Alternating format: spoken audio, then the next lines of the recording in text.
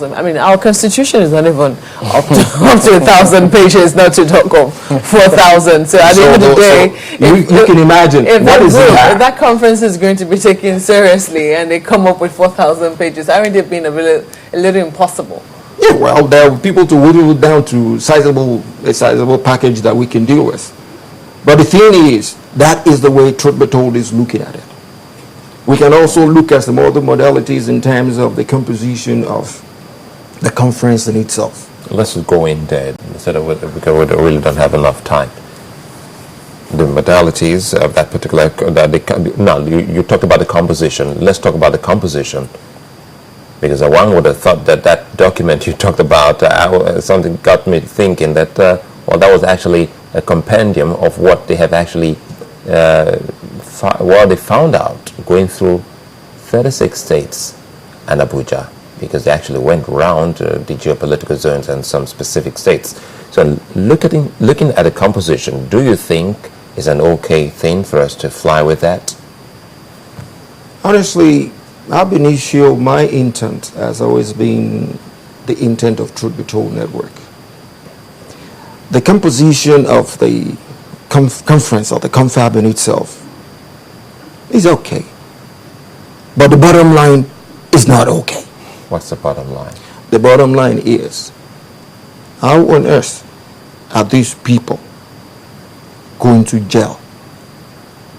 And if they gel, what happens to what they come up with? Because here we're hearing things like, and honestly, I tend to believe two people.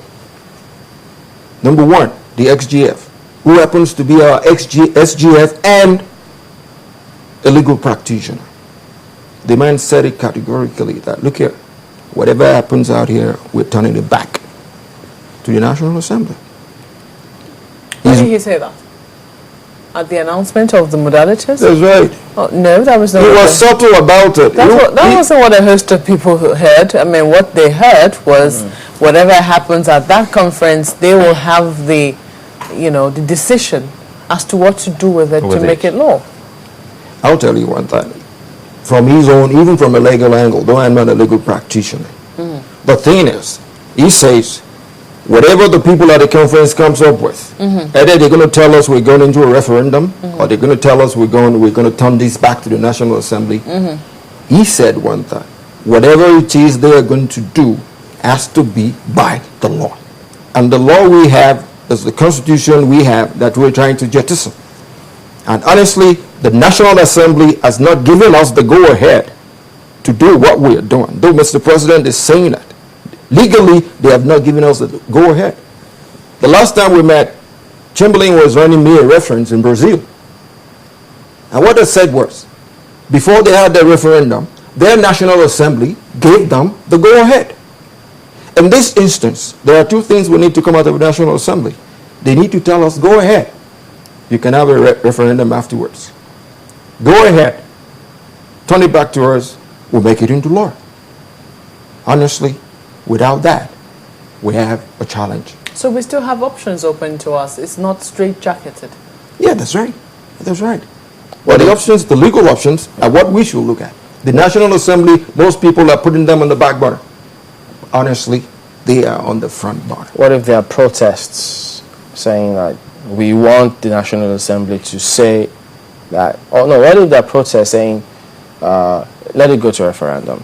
Okay. Because, I mean, that was a scenario in Brazil. There was this protest before the Assembly says, okay, we agree to that. Go for the referendum. Okay. So in this case, if the 492 people say, let it go to referendum, without going to the National Assembly, what do you think will play out?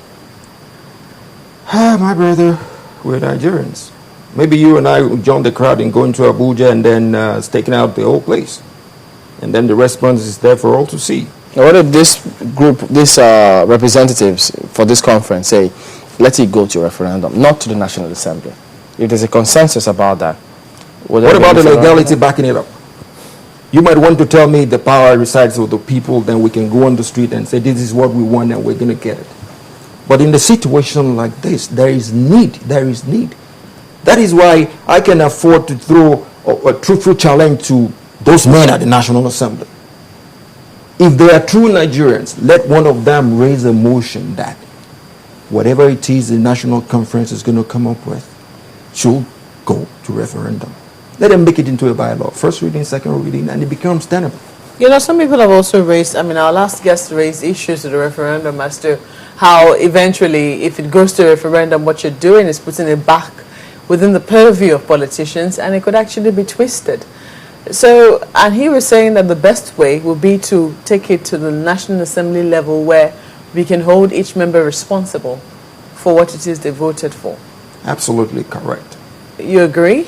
I said it some time ago. What I said some time ago on this same medium was, let's have this package together,